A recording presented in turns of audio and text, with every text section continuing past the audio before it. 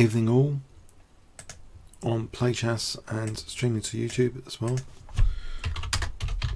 Okay, so I thought this week we'll look at the final instalment from the Olympiad, which was a massive feast of interesting games. So round 11, the final round, I've got a selection here which is quite interesting, I think. Let's look at first the clash between Levon Aronian and David Navara. So Levon Aronian 2805, David Navara 2716, quite a clash of titans there. And it kicked off with d4. Just want to check on stream if everyone's there, just one moment.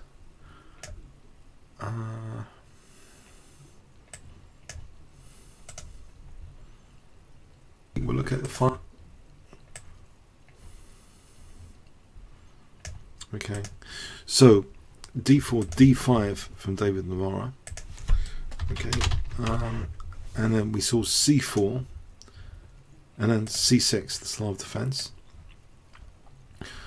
So I think this is going to be very, very popular. Well, it is very, very popular now at all levels because it's so frequently used. Now, Levon actually played very simply and probably quite instructively if we want a simple repertoire here against the Slav defense. Why not just take? Now, usually, you know, for example, against the French, it's very dull to take, but here, it's not so dull. This symmetrical pawn structure, actually, White has a slight lead in development here, and actually, you can feel the dark squares are slightly weak, potentially. Let's have a look. Knight c3, knight f6, and now bishop f4, like a logical move against the dark squares. White's got a tiny initiative here, but it's a symmetrical position which looks on the surface very dull here after bishop f5. Very, very dull. But with queen b3, it's not so easy for black, it seems. What does he do about b7? Let's put on a Qb3 here, actually. So we'll add a Qb3. I mean, you can't play rook b8. You don't want to play b6 because then a disaster. Bishop b5, total disaster. That horrible pin.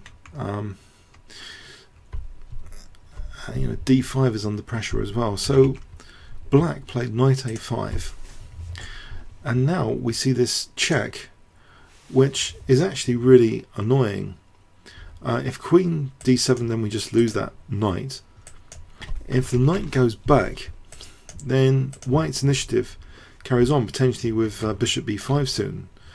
The engine actually suggests knight f3 first, encouraging black to close out that bishop, so there's no bishop d7, and now bishop b5. And you can see that this is annoying for black, this sort of position here. Potentially there's a backward pawn on that c file. So black actually felt provoked here to move the bishop back. And now we see queen c2, so taking away that f5 square from the bishop with this. After e6, it seems a pleasant enough position here. So if we can all arrive at this position with the exchange Slav, then that's pretty good, isn't it? I mean, the engine's just a small advantage to White, but it's avoided, you know, what seems to be a lot of critical opening theory. And you know, White enjoys this pressure on the diagonal. Now here, knight c6 was played, so knight b4 is on the cards here. That's prevented with a3. And now, instead of castling, actually, I'm not sure castling looks safe enough. There's no major penalty of castling, but actually David Navara played the adventurous knight h5. And here, okay, the options bishop g3 or bishop e5 are interesting. The engine suggests bishop g3 is okay, bishop e5 is slightly better, it seems. Now, why is this? Why is giving up the dark square bishop okay? If we took here, I think it's awkward for black to castle now. And if he plays like this, that's interesting as well, actually, now. In fact, there's a ridiculous tactic in this position with knight takes, believe it or not. So if queen takes we could play bishop b5, and if knight takes, the ridiculous tactical idea is just to take here. It seems a bit cheeky. And if here, I think we can just take here and get an interesting position. Get loads of pawns, d5 by under fire. So that's really interesting, that bishop e5, what it represents in terms of tactical pressure on h7 here, or knight takes d7 coming up. So black played f6, and the bishop just retreated here, not minding the double pawns. But with f6, I think taking on here would mean there's going to be frontal pressure. I think this is the move to take. Yeah, there's another move. There's going to be frontal pressure on e6 later. So black wasn't that keen to do that. Yeah, David Navara actually played rook c8. So he's threatening to take, and then knight... No, not knight takes, pardon me. No. Okay, it's not. I'm not sure it's actually threatening anything too severe right now. So we see h3, and now this is taken before the bishop has time to sneak back. So knight takes, and now queen b6 hitting d4, rook d1 indirectly defending d4. So here, if knight takes, we've got this sneaky check, haven't we, with bishop g6 check to win the queen. So we see black playing f5. So he's actually, it does seem as though black is now threatening knight takes d4. So it's interesting, the dynamics here, which is accepted casually by Levon Aronian, the dynamics of the position. Would you normally think this kind of structure is that healthy?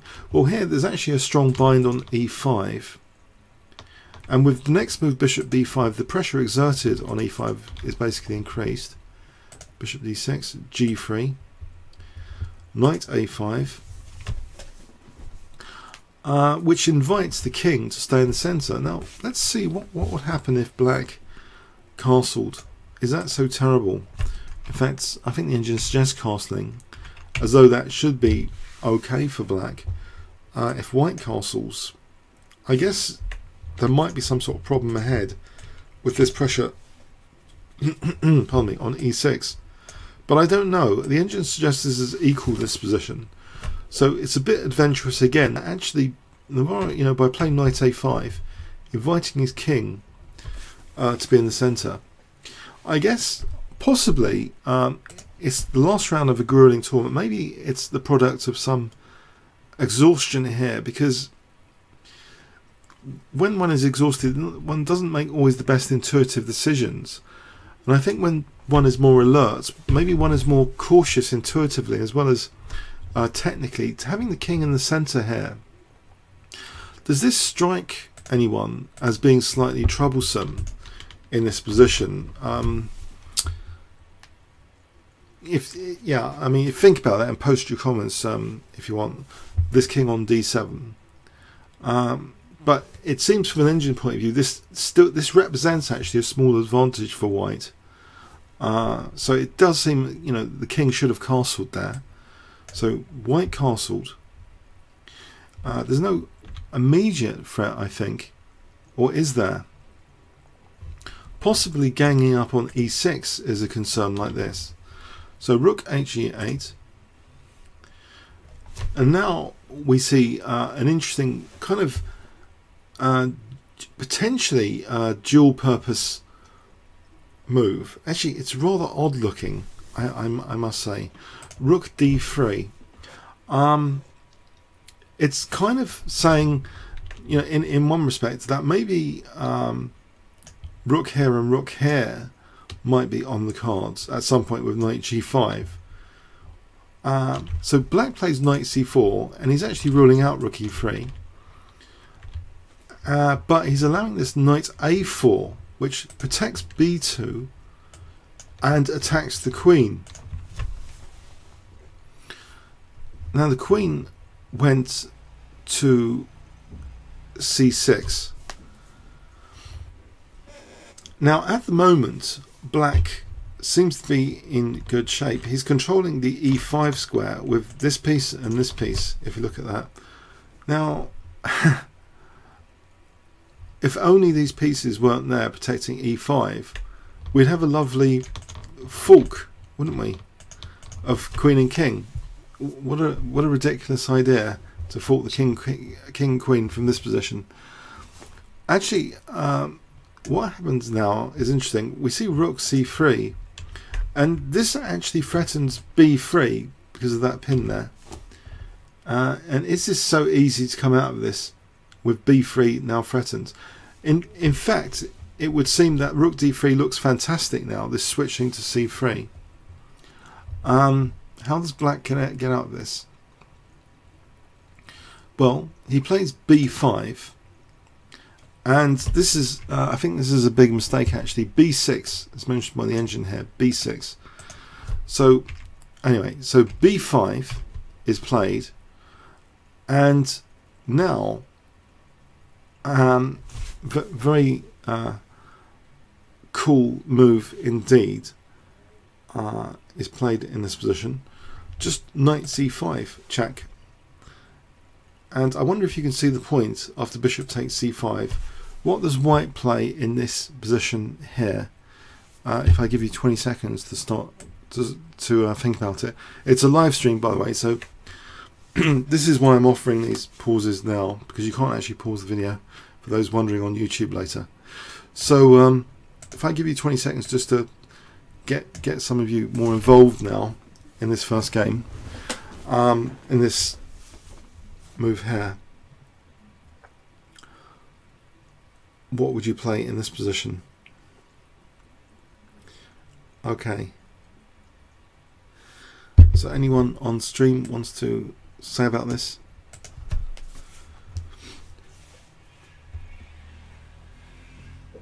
Yeah, so body chess on play chess. Yeah, well done. And make sure you haven't got the score sheet activated. Yeah, so in this position, instead of the recapture, that offers nothing much, too much.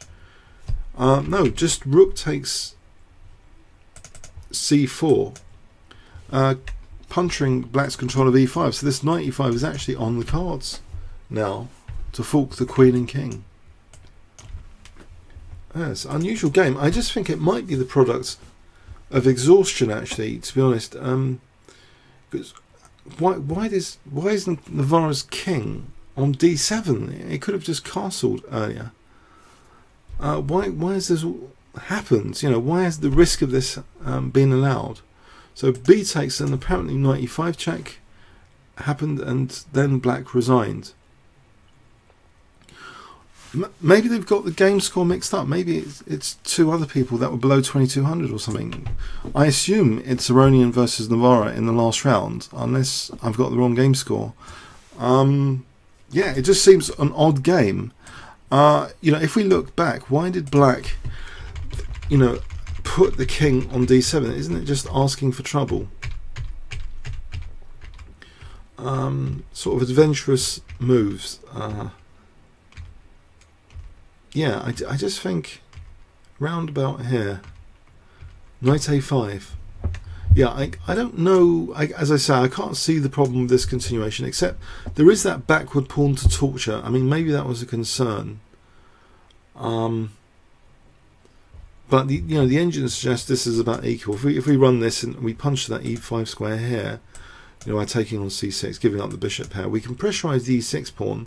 But the thing is, would this kind of thing win? I mean, necessarily. We gang up on e6. Does it actually win? The engine suggests this is about equal, so I don't know.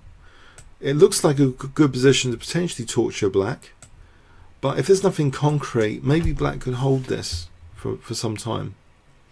So anyway, let's go on to another game. It's interesting that the king was on d7.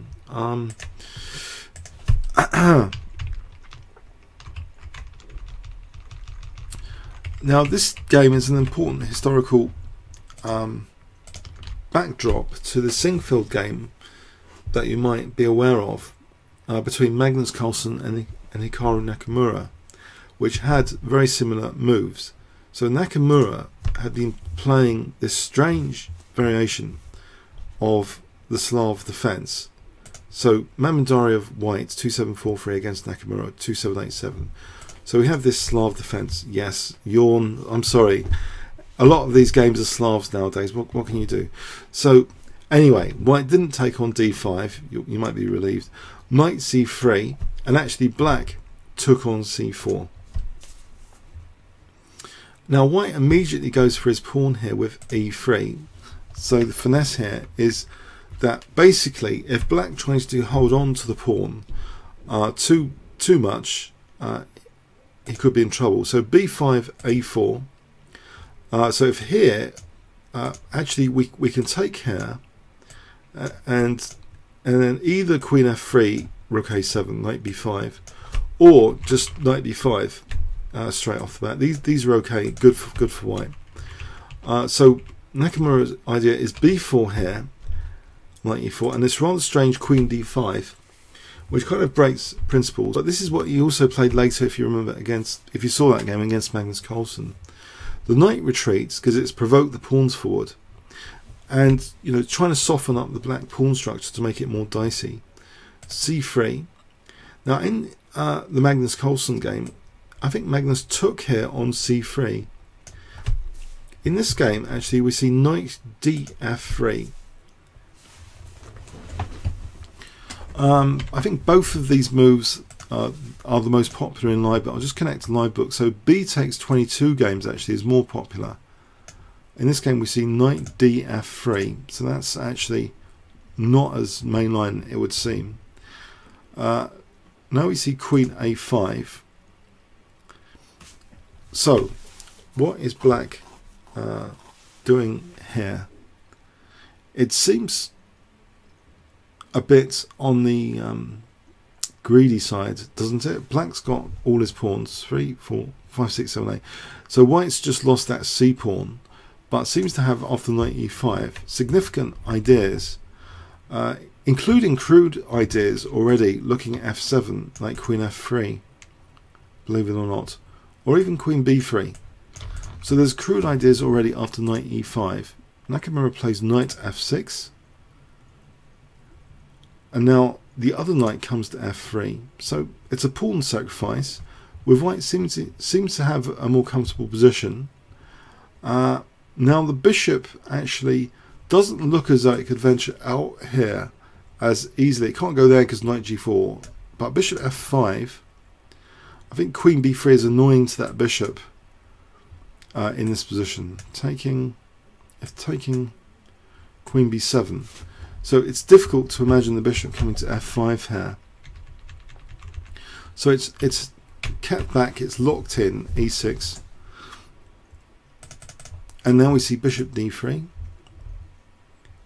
So again, this kind of closed in bishop with a nice bishop here on this diagonal. But actually there's bishop a6 now to challenge this bishop. B takes, B takes. White now castles. Knight bd7.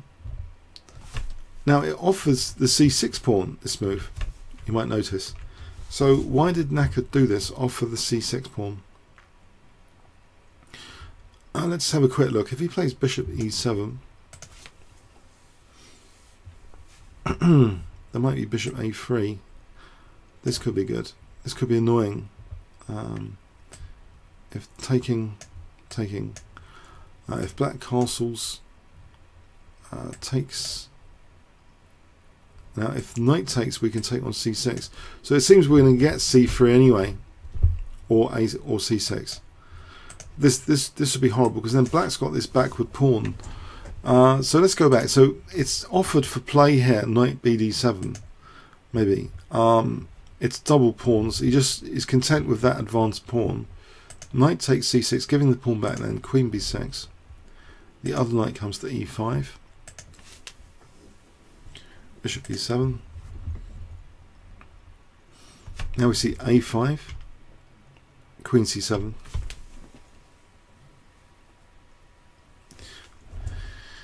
And the queen actually comes to protect c6, bishop d6, a6,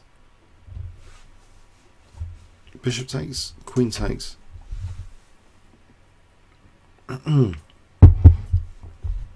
Looking at the rook actually.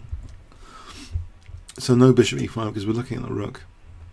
Black castles, Queen takes, bishop takes. So the outcome of the opening here is that black seems to have an aggressive pawn on c3. So at this stage it does look better than the Magnus Carlsen game that you might have seen, where Magnus was actually kind of winning out of the opening, actually, basically. Here, knight takes, now knight takes, bishop a3.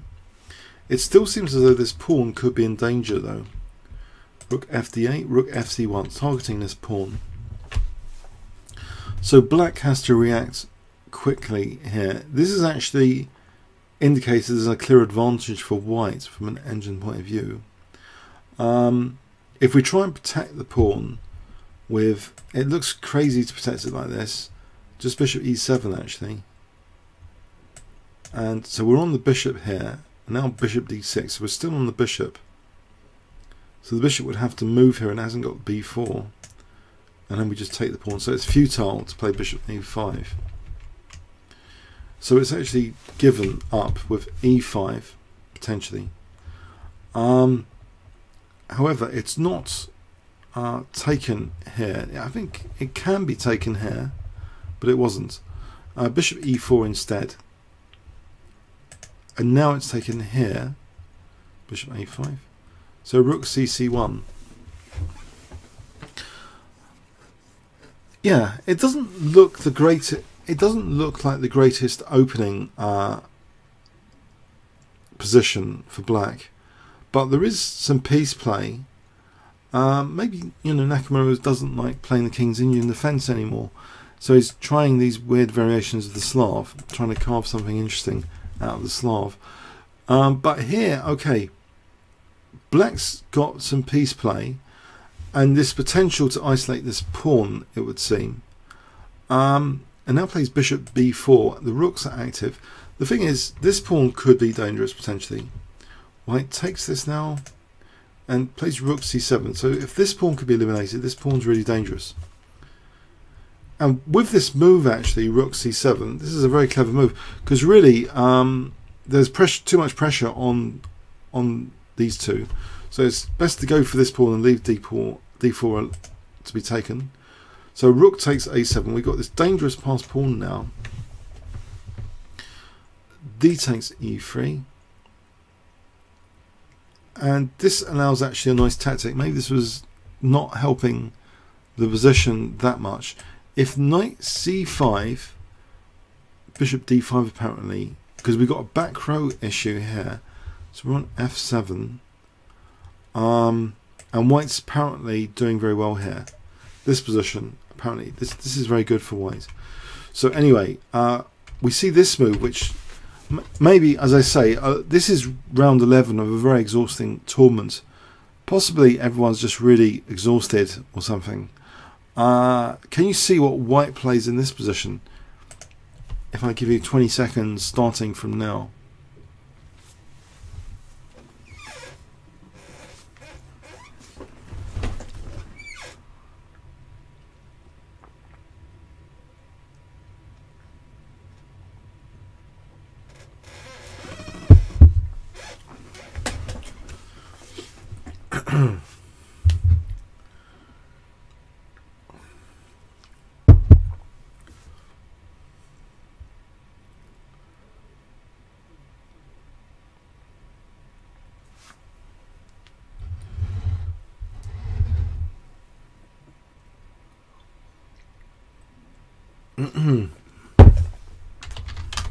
So white's playing. Any ideas?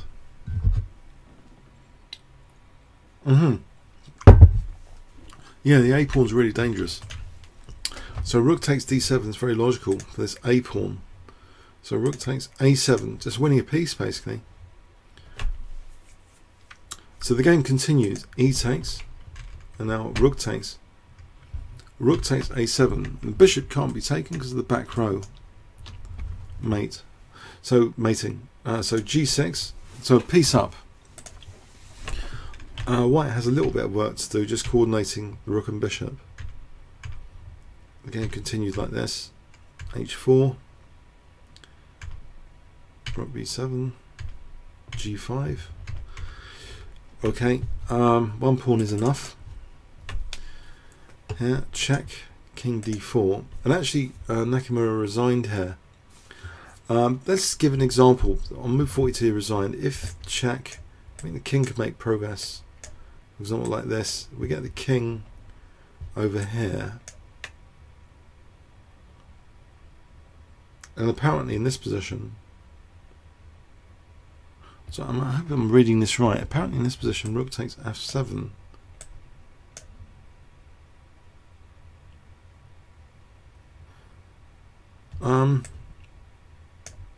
Am I reading this right? This is winning for white. Is absolutely winning for white. It seems from an engine point of view. That's a bit of a shocker, isn't it? I should have asked about that. What you would have played there. Do you believe this is winning for white? Does anyone disagree that this is not totally winning for white? I mean, maybe my evaluation's gone crazy. My computer's gone crazy. If I give you 20 seconds here, do you think this is a total win for white or not?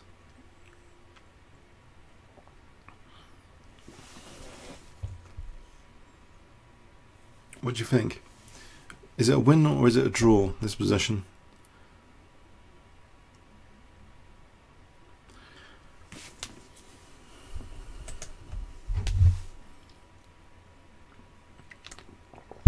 If I'm being honest, it took me by surprise, this variation. I only briefly selected the games before this broadcast, just doing some engine analysis on the fly here. So this position here, do you think it's winning or drawing?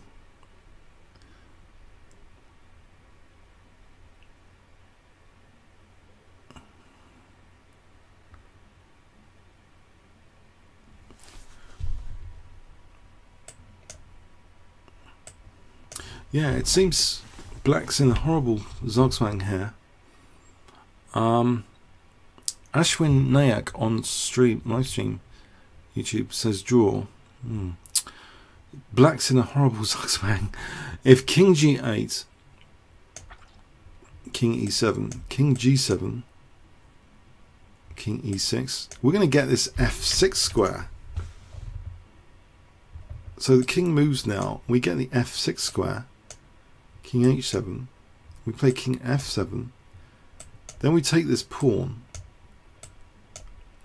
and now it's white to move with the opposition. White to play here. Okay. Oh, this is brilliant. I was going to do a video on these sort of positions with the opposition and king and pawn endings, actually, so this is a bit of that fun. So white to play here. What would you play in this position? So either king f6 or king h6. What would you choose in this position to try and win here? Does everyone know this? Yeah. So king f6 or king h6. Your choice. 20 seconds starting from now.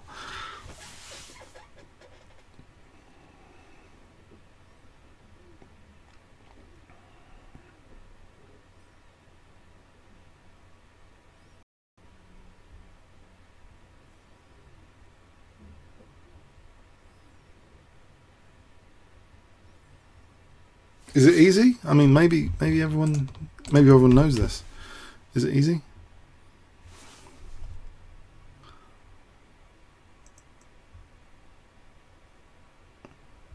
Someone said f6. Martin Rumson, you said f6. You said f6. Maybe you say f6 because it's closer to the central squares. You say king f6. But chess isn't just about centralization. There's another agenda here. King h6 is actually apparently winning. So I say apparently because I'm not going to claim I'm a guru on everything instantly, okay? King h6 is absolutely winning. If we get this position, it's our turn, black's kicked out. It's a total win, king h6. If we play king f6, it's drawable, actually. Now, not through king f8. This loses. Black to play and draw. Can I test you here? Sorry, let's go through the basics.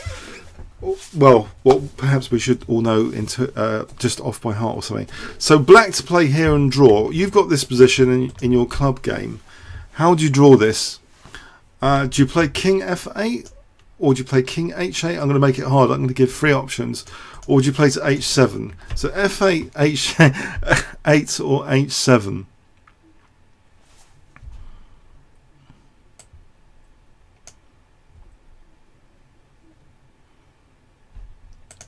$20 seconds here. What would you play here?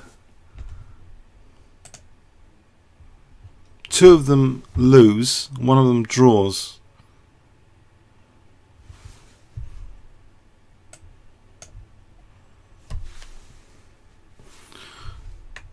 So which one draws?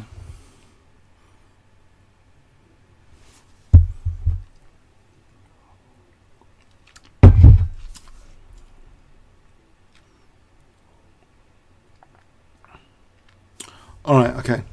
Right, king h7 draws actually.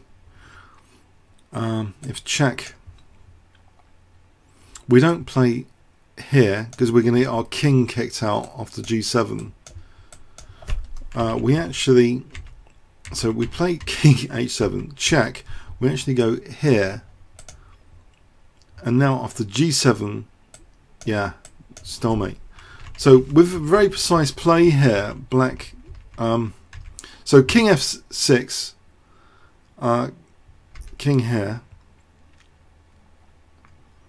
this is winning for white, this position. If white plays king h6, it seems. So king h6, and then what we do, we grab, we can grab simply this square. So you know, then there's no, we just drag the pawn through. So it's actually in this position. If we go back, and this is quite fascinating, really, isn't it? So the way white wants to win this is getting his king actually away from it to h6, because we really, it's the timing as well. If we go king h8 here. Unfortunate timing for black, we kick the king out. So actually king h6 is the way to play this. King f6, yeah, was drawing through king h7. On king f8 that loses because g6, and we're kicking the king out of there. So that's fascinating stuff anyway. So just admit, you know, Nakamura saw all this from this position. Well, or Mamedyarov, he doesn't mind getting to his last pawn because he's seen this position here. This king and pawn ending transition is impressive, really. If you think about it here, that rook takes f7 just wins. So it just wins through this method. That here we get to f6, not with king e5 or d5. These draw. We actually kick. We get, you know, the opposition here, right? So, and then we get that f6 square by force. We get the opposition again here.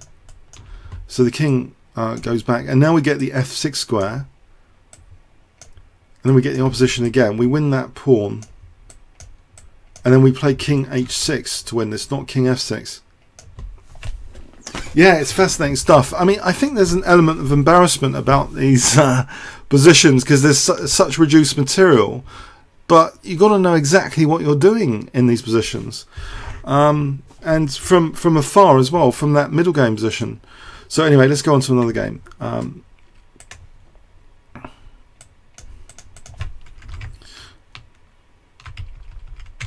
Was that useful to anyone anyway? I hope that was useful. It was useful for me anyway. Just, you know, you might only have a few minutes in some endgame in a club match, so good to know it. So pawns, Vanajo pawns against Lee Kwan Lim. So a 2-6-9-8 playing white against a 27-10. Is this an interesting game? I think this was a slightly interesting game. That's why I've chosen it.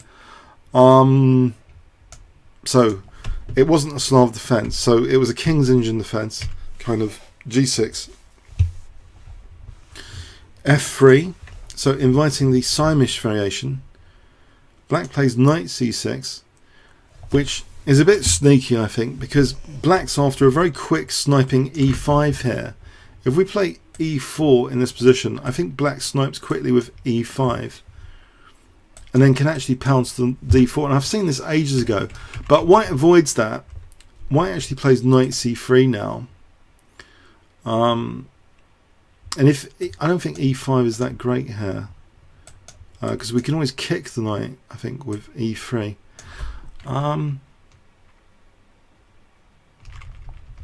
So yes, the finesse of knight c3 is explored as well here. So it's not just openings. So knight c3. So e5 is discouraged. d5 is played. Now white plays a sort of interesting move. e4 takes temporary gambit, but now getting his pawn back. Bishop g7, knight f3. Black takes on f3. G takes. You can imagine if we take with the queen, probably black has got good dark square control. That e5 square looks quite tasty, potentially. Anyway, white took with g takes. With this g5, I don't know if that's dangerous later. We're going to find out. So black castles, bishop e3, c6, queen d2, bishop d7. Now white castles queenside. So it's a fun position to start the game off with here. C takes, rook c8, king b1, a6. It looks as though with a6, yeah, this will be useful. Bishop d3, e6 is played here. And okay, e6 is played there at that moment when this is interrupted. So now we see rook hg1 exerting pressure on the king side. Takes, and now e5. So a pawn sack again, temporary pawn sack again, f4. So black is a pawn up, but faced with well, his d pawn's vulnerable. That might be taken next move, but also, this g-file could actually be a pain with f5 and fg. So black plays d4 here in this position. Let's just give an example of king h8. If f5 is any good, or not in this position. No, we just take it in this position, knight d5. But say bishop e6, protecting that. I think f5 looks good, or we just torture d5, bishop c2. Okay. So anyway, black played d4, which might be even more accurate than that. Bishop takes d4, bishop a4. So looking at the bishop, and that would be annoying because actually a4 and, well, not g1, on f4, pardon me, f4 is a problem. So if we play knight takes a4 here, queen takes d4 is a pain, threatening the knight, and we're threatening knight takes f4. So white avoids that with bishop c2, bishop takes c2, queen takes c2, and now it looks as though this f5 again is a problem because e5 is supported, and in fact we see that now, queen h4, f5. There's a lot of pressure on g6 being exerted. Rook fd8. And now white doesn't mind the exchange of queens. So he protects the bishop, attacks the queen. Queen takes, knight takes. It's actually about equal here from the engine point of view. Knight f4, knight d6. The rook moves, rook gf1, knight d5. Hang on, this is a slight mistake now. I think something horrible's happened to black. Black should have apparently played rook c6, by the way. Rook c6. So Lee Kwam played this rook b8. And apparently this is going astray, this position now. After this, knight d5. If we go knight here, bishop a7, bishop b6, we hit that rook, and then we play f6, we try and squash black. This looks a bit squashy, it looks as though there's a significant space advantage. This knight looks pretty bad on the rim here, is dim. So, and after knight d6, rook b8, we see this, we see knight d5, bishop a7, tactical, rook a8. White took on d5, rook takes a7, but we still get this f6, bishop f8, and now it looks very tasty to attack f7 here. So rook c1, b5 preventing the quick invasion.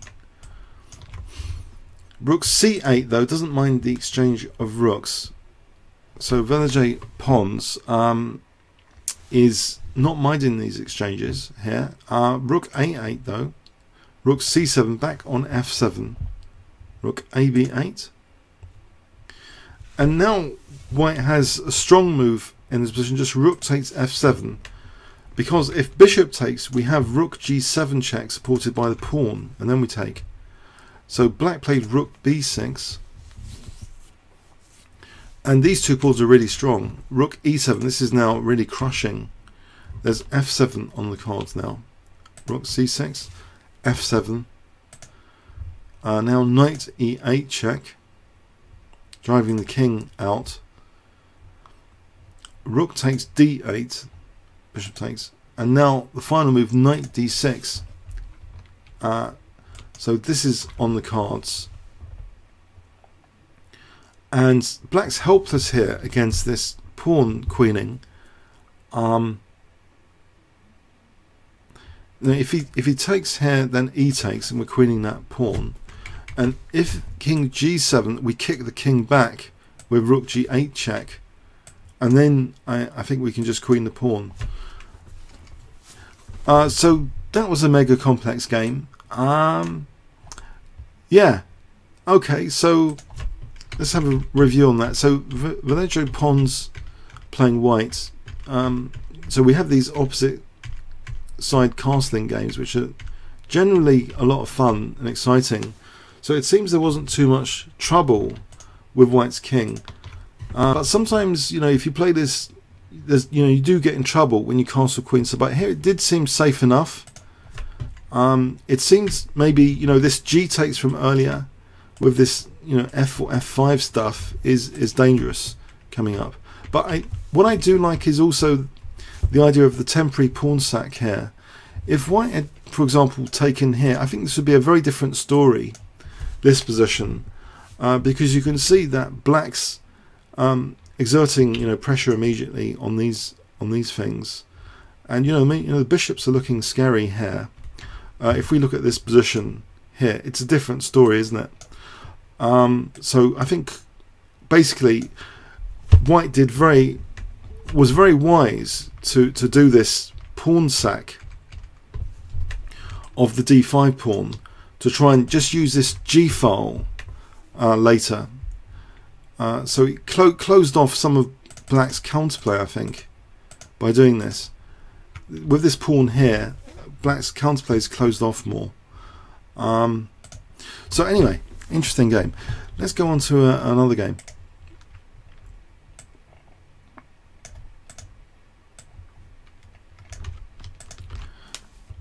Anish Giri playing Black, interesting player, against Bachman. Let's take Black's perspective.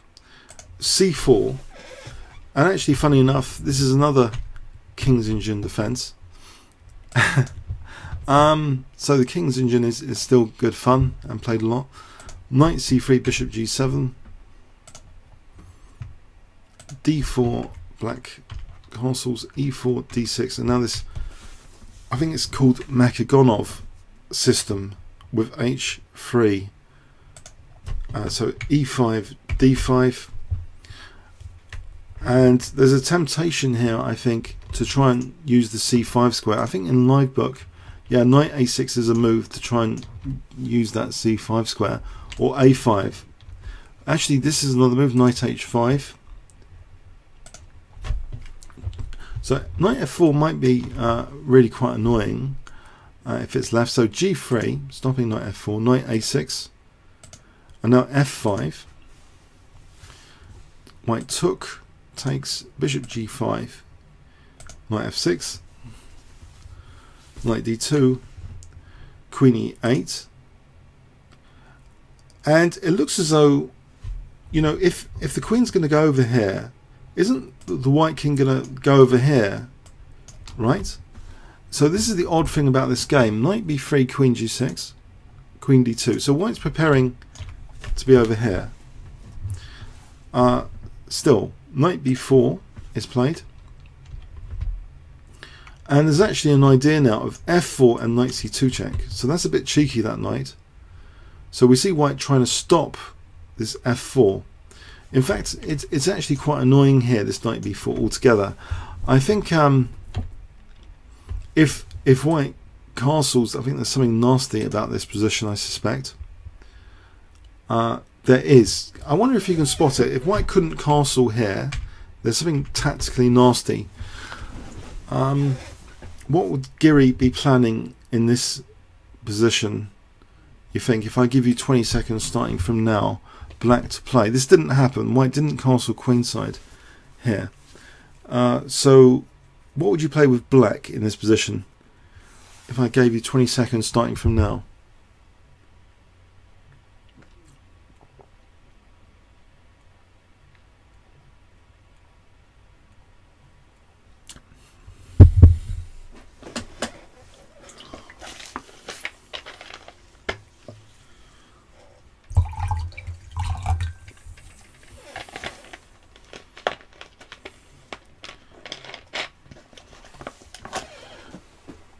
You know, forcing moves needs to be calculated.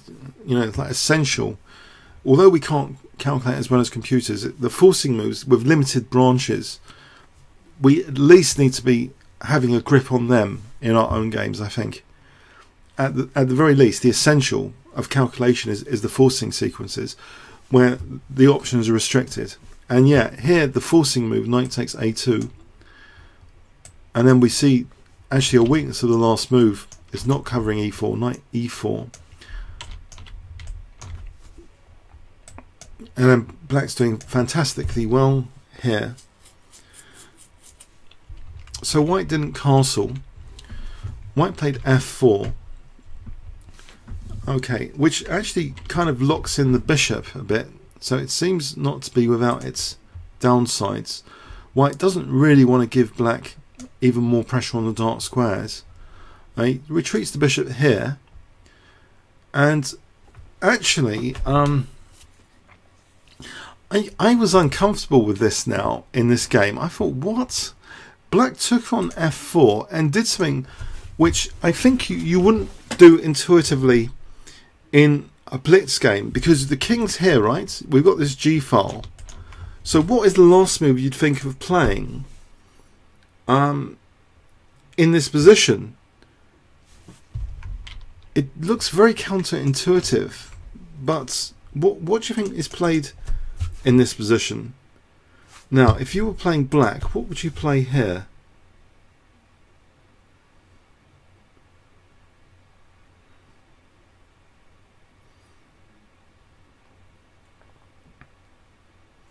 In fact, it might not be the technically the strongest move, actually.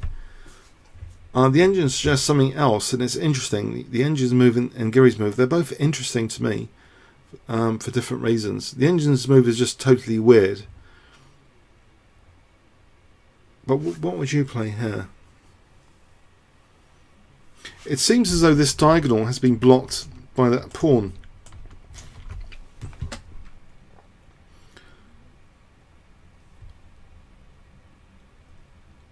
I mean, doesn't anyone sense danger on the king? The two moves in this position, I guess it's a highly complex tactical position. I mean, intuitively we can say, oh, the bishop's blocked in. Does it help us? You might want to liberate the bishop. It might help us in thinking about knight e4. Queen g2 was actually played. It's looking a bit crazy to play queen g2. But it limits white's options here, and if so, white castled, and then we see knight e4, and it looks as though white's picking up b4, yeah. But the thing is, the queen is actually on e4, which is on f4, which is picking up the loose piece on h4. I know it's crazy. It's crazy, this game. So temporarily putting the queen there. If knight takes, queen take, well, this is what happened. queen takes, now threatening mate, knight takes a2. So if taking here, this is bad news as well, because queen takes f4 check, and then we take on h4. It's crazy stuff, starting with queen g2. But actually, the engine's stuff is even worse than that. It's actually suggesting knight e4 straight off the bat, losing the b4 knight here. So taking for queen g2 here, with the idea that the queen is away from the e2. Sorry about this, but this is just a crazy game. If white castles queenside, we now take on e2, and apparently this is okay for black. The bishop's been liberated. We're actually threatening mates. This is good for black. It all needs to be precisely calculated, but apparently this is good for black. But anyway, let's go with Giri's move. So queen g2,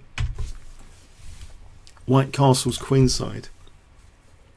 And now this knight e4 is played here, so offering this knight to get the queen like this. Knight takes, queen takes. Rook dg1 is played, refusing to take that, just pinning this. So this was the intuitive danger from earlier, that this is pinned, right? But a2's hanging here. So Giri just takes on a2, king d1. And now this really annoying queen, I mean, it's been buzzing around like a wasp. Queen b1 check now. Really annoying. White just wanted to use the G file. Did he get time? No. Knight c1. Now even worse, even more annoying, you know, f6 is covered here by the rook. There's no bishop f6. There's no queen c3. We got the knight there. Black cheekily just plays this. He's going to play this check next. It's really cheeky stuff.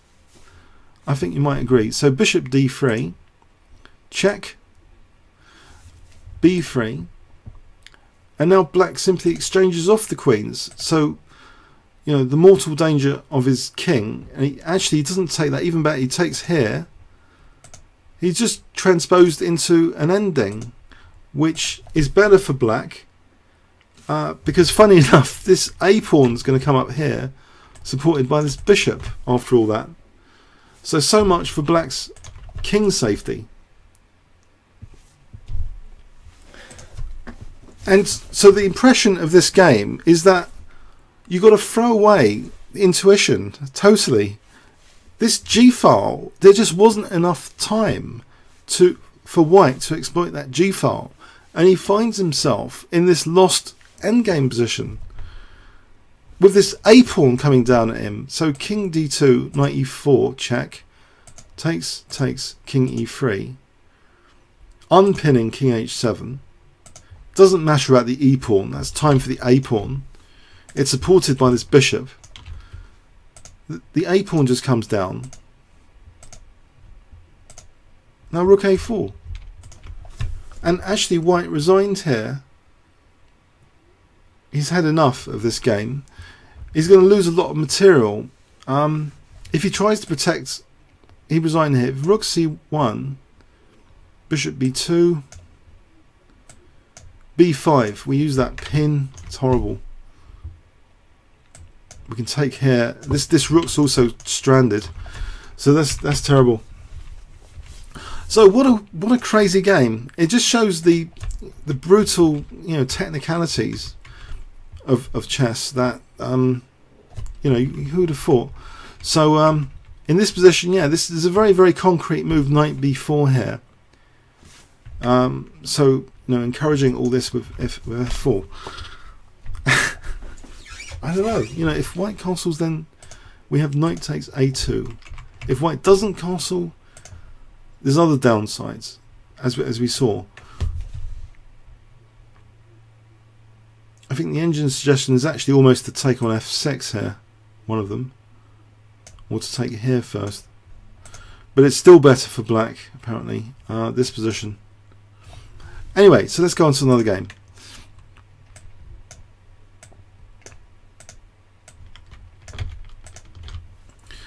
Now Hammer, yeah, he came down to London a couple of times to win the London Classic FIDE Open. So he's Magnus Carlsen's second. So playing for Norway, he was playing black against a 2-3-0-9. we're going to get a different opening here, d4, and we get this Nimzo Indian. The Queen c2 still, I think, really popular. It was Kasparov's favourite move, Queen c2. The Rubinstein variation is with e3, Akiba Rubinstein. That's popular, but Queen c2 really popular as well. Okay. And now Hammer castled, and White now played a3. Black gives up the bishop pair. Very logical stuff, because we want to put more pressure on e4. Either here or here, usually here I think. Bishop g5, bishop b7. Yeah, actually this is actually a major option, by the way. I know I casually mentioned a6. This is actually a major option here. The second most important option is bishop a6, but bishop b7. So we've got that focus on e4. f3, h6. Bishop drops back. d6, just in time to be able to, play e5. If e4, I think, or c5. Sorry, not e5. The white queen stops e5. I don't think this is a good gambit here to play e5. Although it might be viable. Usually c5 is played here. Okay, so let's go with the game. c5, d5. Already, actually, already, Black it seems to be doing okay. Even though White's got this bishop pair, after knight Bd7 here, Black's got good piece play, bishop f2, and strikes out now with trying to crumble this center by playing. What would you play here to attack White's pawn center if you had this position? I wonder what you play in this position. I think there's an important finesse to note here, that if you, I'll say it after. I'll say it after what I think is important about a finesse here. So Black to play and attack the pawn center. What would you play with Black in this position?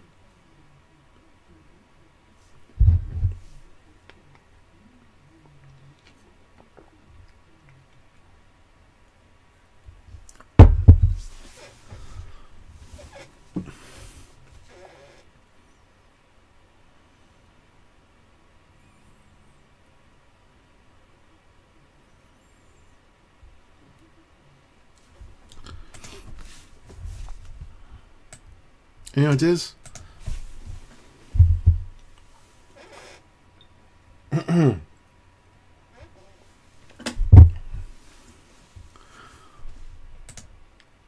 How would you actively try to undermine this pawn center? Alright, yeah. I think the finesse, right? I think so b5 was played, but if we play this, I think this gives White an okay position, c takes. Although we've got this pawn majority, I don't think it's as significant as trying to bite on White's pawn chain with b5. Okay, so b5, White took on e6, f takes, bishop g3, and now d5. So a lot of pressure being exerted here. C takes, e takes, offering the b pawn. That's taken. Now queen b6, it's scary looking for White, I would say now, because the king still hasn't castled. Is it really going to castle queenside? White took on d7 here. Knight takes. And yeah, I think the king in the center is a big concern. So we don't want to do this because there's a horrible check here. And that's pretty nasty after, you can imagine. Ouch. So no, White doesn't want to do that. White castled now. Queenside. d4. Queen e2. Now queen e6 threatens to plunge the queen into a2, I think. That's annoying for starters. But there's also other annoying ideas like knight b6 to get into c4. So knight e2 is played. The engine actually suggests playing queen a2 here. It wasn't played. Queen a2 is interesting. if queen d3, rook, no, not rook f6 or knight b6. But anyway, so already that's dangerous with queen a2. Knight b6 was played here, knight f4, and again now queen a2 is not, maybe not as convincing here. The queen actually went to f7, and then we see knight d3, rook ac8, as though c4 and c3 will tear white's king to shreds. Knight e5, queen e6. Now again, c4 is still looking dangerous. The king tries to be a bit safer. King b1. We see this. So that really is seemingly supporting c4 now, protecting the d4 pawn. Queen f2. Okay, saying to black, well, if you do this, rook takes d4 maybe. So we see now actually a different move. Bishop a6, which has the idea that knight c4, and then we can challenge this knight, knight c4, and we can try and move these pawns, get these pawns going. So f4 is played, knight a4 instead now of knight c4. Knight a4 is looking at the king. That's another tasty option, just looking at the king. So rook b8 is really dangerous. Queen c2. Okay, that knight is protected with this. So again, rook b8 is on the cards. f5. Is white's attack quick enough for this? Rook b8. And white tries f6 here.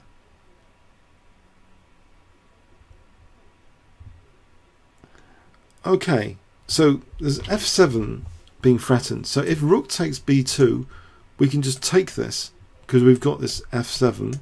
So Hammer plays g takes f6. Off the knight g4, again threatening this horrible thing. King comes to protect. Now we see king a1. Rook takes b2. It looks pretty dangerous, this rook takes b2. Queen c1. This looks dangerous as well. The queen comes to protect and hits the knight. We see queen f4. And it looks as though queen c7 check is threatened to win the rook. Black to play though plays a really crushing move here, which the engine really likes. I think this will be our final quiz of the game. This is the final game to check out. So black to play here. What would you play with black? I think there's some. Well, black's better anyway. Whatever he does, he's better apparently. But it's actually a really neat move that black played in this position. So if I told you this was the threat, queen a threat, what would you do? Ignore it? Welcome it? There's various options. You can sometimes welcome threats. If your calculation is up to it, you can welcome these threats to win material, or apparently win material, or you can try and do something about them. But sometimes, you know, if we play rook d7, then, you know, it gives white a move. You know, maybe rook b1. But no, black plays a really crushing move in this position.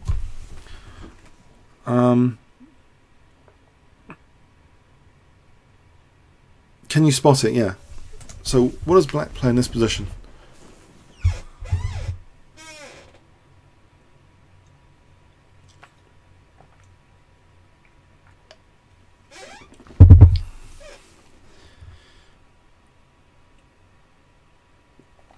Okay, it's not rook a2. That doesn't think that does anything. It just takes that. There's nothing too convincing there. No, it's not rook a2. Anyone else?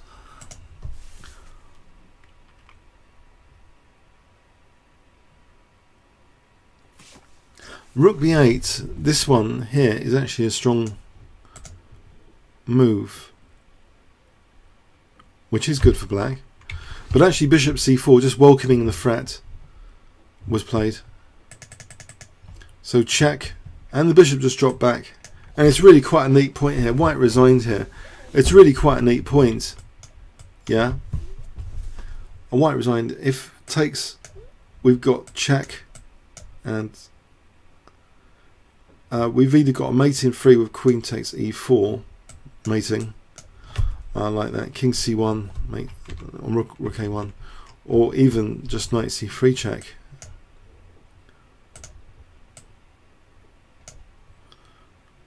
Is mating as well, check. Well, sorry, it's about the same thing. The queen comes to e4.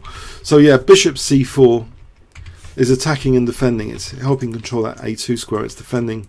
Yeah. So a neat game. It seemed as though white was kind of in big trouble from the opening. So I think some very energetic moves from black, notably coming up b5 here. I don't know how instructive this is. This is just, I suppose, if you played the Nimza engine, this sort of stuff could come in handy. How this was played. You know, he's a very, very good player, Hammer. I think, you know, when white castles queenside, it is drafty around the king. You have to be very, very cautious about this. So yeah, there's drafts already around his king.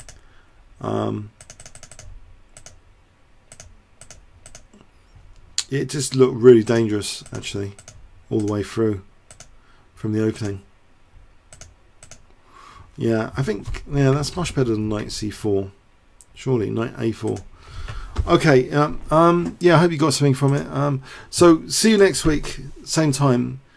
So, Tuesdays, 8 o'clock PM UK time. Thanks very much. Comments or questions on YouTube.